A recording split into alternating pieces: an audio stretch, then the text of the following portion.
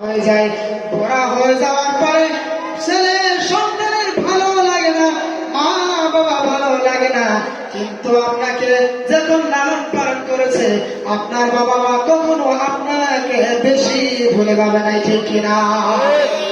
প্যারা মুসলমান, দুনিয়ার মাঝে বহুতে এরকম মানুষ দেখতে পাওয়া যায় যারা বাবা মা অসুস্থ হলে, বাবা মা বুড়া হয়ে গেলে বহুত মানুষের তাদের জন্য খতম পড়া দেয়। খতম পড়া এই কারণে দেয় হয়তো দুনিয়ার মাঝে বাঁচবে, না হলে দুনিয়া থেকে চির বিদায় নিয়ে নিবে। বলেন নাউজুবিল্লাহ। ও প্রিয় মুসলমান, একজন বাবা মা দুনিয়ার মাঝে বেঁচে থাকলে কত যে ছেলে মেয়েদের জন্য কত যে শান্তি, কত যে সওয়াব আপনি গুণে শেষ করতে পারবেন না।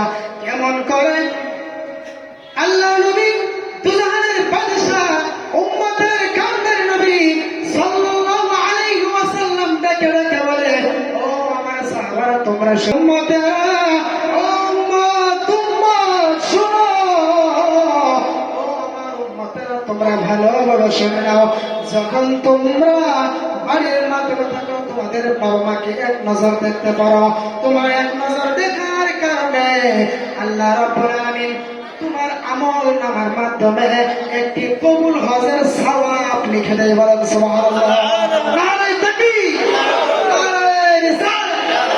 আপনি মুসলমান সাহাবারা জিজ্ঞেস করলো, ইয়া রাসূলুল্লাহ, ইয়া হাবিবাল্লাহ, নবী গো, ও মায়ের নবী, যদি কোনো একজন সন্তানের তার বাবা যারা মার যারা দুনিয়ার মাঝে যদি দিনের মাঝে 100 বার দেখে, তাহলে ওই ব্যক্তির আমল নামায় কি 100টি হজের সওয়াব হবে নাকি?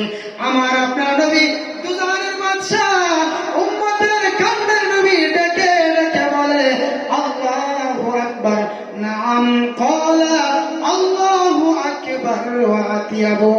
আমার নবী বলে, হ্যাঁ নিশ্চয় তোমাদের আমল নামার মাধ্যমে একটি কবুল হজের সওয়াব আল্লাহ রাব্বুল আলামিন লিখে দেন। বলেন সুবহানাল্লাহ। তাহলে বলেন জেনারে কি মরে যাওয়ার জন্য খতম পড়ায় তেনারা ভুল করতেছে না খারাপ করতেছে না ভালো করতেছে? ভুল করতেছে। বলেন নিচে বল, মানুষের বহুত ভুল ধারণা যে খতম পড়া দিয়ে দুনিয়াতে যাবো, কষ্ট করে কি দরকার? এই যে বিছনার মানে পেশাব পায়খানা করে এগুলো কে সাফ করবে?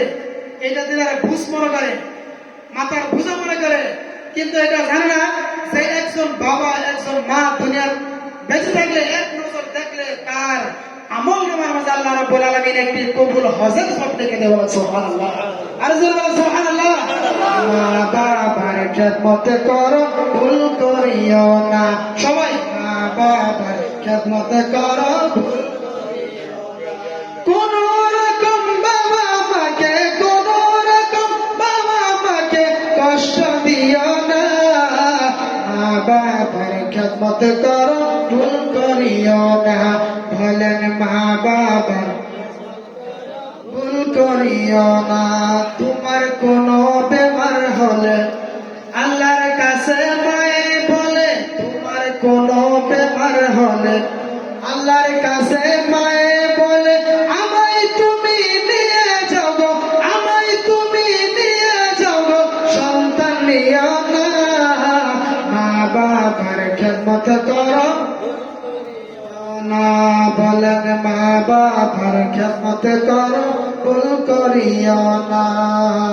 কোন রকম বাবা মাকে, কোন রকম বাবা মাকে কষ্ট দিও না, মা বাবার খেদমত করো ভুল করিও না। ভাইজান মা বাবার খেদমত করো ভুল করিও না।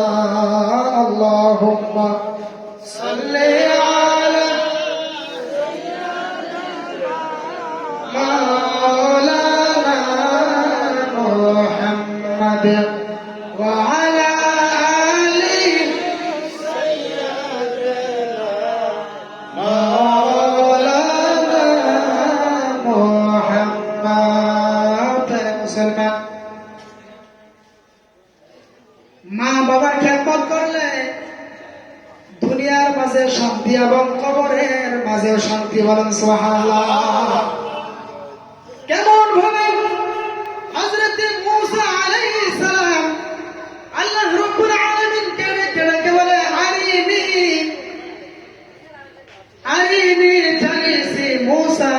জান্নাত।